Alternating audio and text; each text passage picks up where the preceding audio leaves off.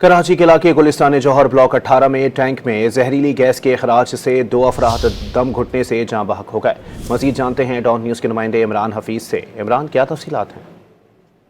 گلستان جوہر block 18 فلک تاش tower کے قریب جو ہے وہ زیر زمین ٹینک سے میں جو ہے وہ زہریلی گیس کا جو ہے اخراج ہوا، جس سے جو ہے وہ متعدد افراد کے جو ہے متاثر ہونے کی اطلاع کے اوپر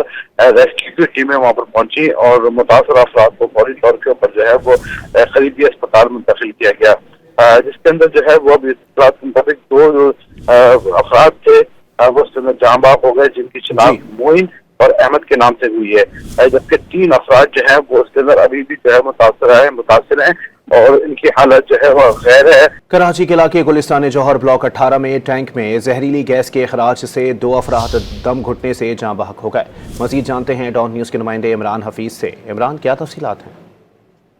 گلستان جوہر بلاک 18 فلک تاش ٹاور کے قریب جو ہے وہ